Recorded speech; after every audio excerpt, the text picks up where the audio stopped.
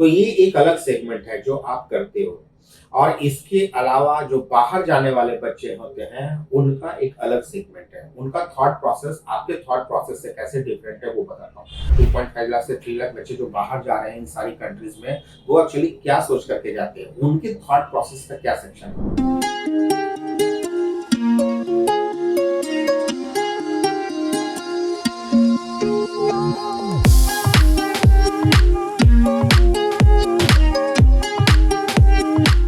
Hello friends, welcome to my career Pathshala. Today we are going to cover a very important topic on study in UK.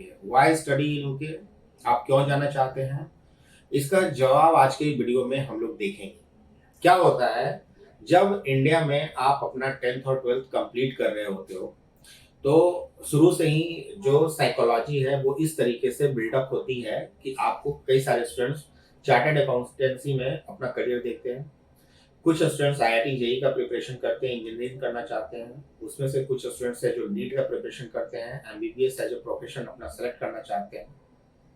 और कुछ students जो है वो CLAT वगैरह का भी तैयारी करते हैं, जो लॉ में जाना चाहते हैं, एज ए लॉयर अपना प्रोफेंसी मतलब ये एज ए लॉयर अपना प्रोफाइल बनाना चाहते हैं और उसमें अपना ग्रोथ देखते हैं।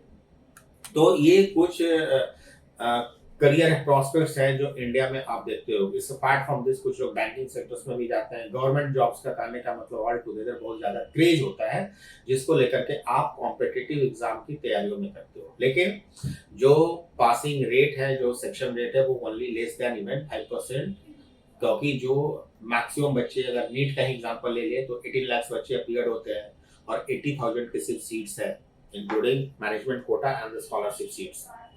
उसी तरीके से आईआईटी जेईई के अंदर में भी तो जो एप्लीकेंट्स अप्लाई करते हैं और अप्लाई करने के बाद जब आप 2-3 साल 20-22 साल तक लगातार उसके लिए आप लड़ते हो, प्रिपरेशन करते हो, कई सारी चीजें, कई बार एग्जाम देते हो और जब आपको नहीं मिलता है तो by forcefully you go on selecting those career जो कि आपने ना उसके बारे में कभी सोचा, ना आपका वो ड्रीम डेस्टिनेशन था। लेकिन जब आपको नहीं मिला तो कुछ ना कुछ करना होता है। तो आप कुछ ना कुछ करने के बजाय कहीं ना कहीं, और आपको एकेडमिक्स भी आपके स्टार्ट करने होते हैं, तो आप कहीं ना कहीं एडमिशन ले लेते हो।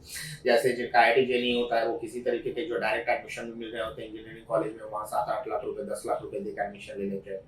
जिनका नीट नहीं होता वो बायोटेक्नोलॉजी, बी फार्मा, इस तरह के कई सारे कोर्सेस हैं, फिजियोथेरेपी वगैरह में भी एडमिशन ले लेते हैं।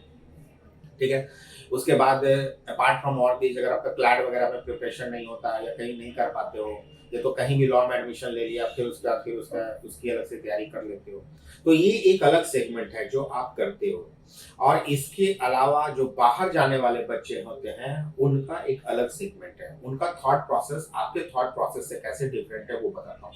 जो बाहर वाले जाने वाले बच्चे होते हैं वो एमबीबीएस का ड्रीम नहीं दे सकते। अगर आप यूके, ऑस्ट्रेलिया, यूएस, कनाडा से आप एमबीबीएस नहीं कर सकते। आप इन कंट्री से लॉ नहीं कर सकते क्योंकि उसका licence Bar Council of India आपको देती नहीं है प्रैक्टिस करने के लिए। आप यूपीएससी वगैरह आपको पता है कि आपको यहीं पे करना होगा। तो जितने भी आपके जो चार्टर्ड अकाउंटेंसी वगैरह जो आप करते हो, ज्यादातर यहीं के एग्जाम से आपको करना पड़ता है। तो बाहर जाने वाले स्टूडेंट्स की जो संख्या है, जो हर साल करीबन 2.5 लाख से 3 लाख बच्चे जो बाहर जा रहे हैं इन सारी कंट्रीज में, वो एक्चुअली क्या सोच करके जाते हैं, उनके थॉट प्रोसेस का क्या सेक्शन है। सी बहुत क्लियर है, उनके थॉट प्रोसेस का जो सेक्शन है वो गवर्नमेंट जॉब्स की तरफ नहीं है। उनके थॉट प्रोसेस का सेक्शन वो 20 लाख, 22 लाख, 25 लाख और 1 करोड़ की जो भीड़ है कंपटीशन सेगमेंट की, उसके तरफ नहीं है। उनका थॉट प्रोसेस बहुत क्लियर है। उनका थॉट प्रोसेस क्लियर है। उनका थॉट प्रोसेस है एक अच्छा लाइफ स्टाइल हो।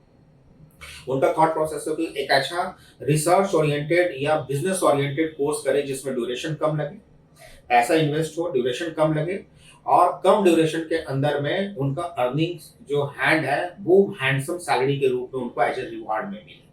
तीसरा, एक बाहर जाने का जो बच्चों के ऊपर में, स्टूडेंट्स के ऊपर में या पेरेंट्स के ऊपर में सोसाइटी सिंबल, सोसाइटी क्रेज होता है एकेडमिक्स को लेकर के, वो भी बना होता है।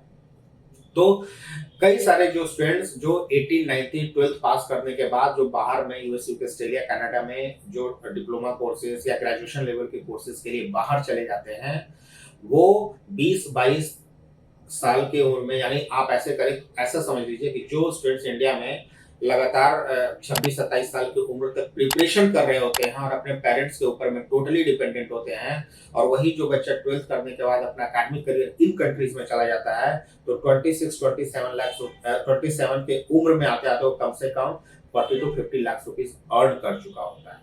तो जहां आपको पैसे की वैल्यू अभी तक समझ में नहीं आती है, वहीं पर बाहर जाने वाला बच्चा वो मैच्योर हो चुका होता है, वो फाइनेंशियली मैच्योर हो चुका होता है, वो इमोशनली मैच्योर हो चुका होता है, उसको लाइफ की वैल्यूज पता चल जाती है, वो आधा दुनिया घूम चुका होता है, उसको पता होता है। क्योंकि ये कहा गया है, ये देखा होगा आपने में कि अगर आपके घर में सीनियर सिटीजन हो, या कहा जाता है कि अगर आप बहुत अच्छा पढ़ नहीं रहे हो तो कम से कम बाहर विदेश में या कहीं भी आप घूमने जाया करो, जिससे आपको एक्सप्लोरेशन मिलता है, जिससे आपको नॉलेज आइडियाज आते हैं। तो जो बाहर ट्रेंड जाने वालों का है वो इसी तरीके से है। जो एकेडमिकली के लिए एकेडमिक्स के लिए आते हैं, वो डिप्लोमा के कोर्सेज करते हैं, वो पार्ट टाइम जॉब अवेलेबल होता है, उस पार्ट टाइम जॉब में से शुरुआत के कुछ सेक्शन में फीस को पेमेंट फादर से स्पॉन्सर कराते हैं। एकेडमिक्स अच्छा है तो बैंक स्पॉन्सर कर देती है। उसके जाने के बाद आपको खुद से आपको जॉब लग जाता है, एक हैंडसम सैलरी मिलती है। बाकी के कोर्सेस आप खुद स्पॉन्सर कर लेते हो, मास्टर कोर्सेस कर लेते हो, आप पूरे यूरोप के अंदर में कहीं भी ट्रेवल करके जॉब फाइंड कर लेते हो। तो 30 इयर्स के एज तक आते आते आपकी लाइफ स्टाइल बिल्कुल चेंज हो जाती है, यानी आप जनरेशन चेंज कर देते हो, नेक्स्ट टू जनरेशन हो जाते हो। और जब आप इस तरीके के जो पहले लेवल में डॉक्टर, इंजीनियर, इस तरह के कोर्सेज पे आप सेलेक्ट कर रहे होते हो, तो आपका ड्रीम एक डिसाइडेड होता है। अगर आपको उसमें कामयाबी मिली तो ठीक है, और अगर नहीं मिली तो 28-30 साल की उम्र में फिर आप वो करने के लिए बाध्य हो जाते हो, मतलब आप फोर्स हो जाते हो जो आप कभी नहीं करना चाहते थे 18 से 19 साल की उम्र में। तो दिस इज व्हाई जिनका एक्सप्लोरेशन अच्छा है, जिनके फैमिली की रिसर्च अच्छी है, जो इस वैल्यूज को समझते हैं, जो एनआरआई स्टेटस सिंबल लेना चाहते हैं, जो अपने लाइफ को अच्छा जीना चाहते हैं, जो बिजनेस ओरिएंटेड कोर्स में एडमिशंस लेना चाहते हैं, वैसे लोगों का, बच्चों का बाहर जाने का क्रेज अच्छा है। यहाँ इंजीनियरिंग करने के बाद जब बच्चों को जॉब नहीं मिलती है, फिर वो एमएस करने के लिए जर्मन जाते हैं, जर्मन लैंग्वेज सीखते हैं। कई सारे ऐसे फैमिली हैं जो अपार्ट फ्रॉम 12th कंप्लीट करने के बाद सीधे ग्रेजुएशन में इंजीनियरिंग के लिए बाहर भेज देते हैं। उनकी रिसर्च उसी वक्त से शुरू हो जाती है, रादर देन 10 साल के बाद से शुरू हो।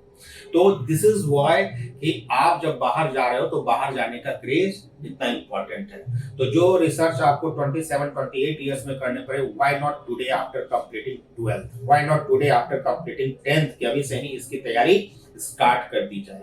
तो friends, this is what we counsel, और इसी हिसाब से हम आपके लिए यूनिवर्सिटी सिलेक्शन, एकेडमिक कोर्स, आपके एकेडमिक्स के हिसाब से लोन का procedure, everything will guide and will decide for these countries, जिसमें यूके, ऑस्ट्रेलिया, कनाडा और कई सारी यूरोप की कंट्रीज हैं।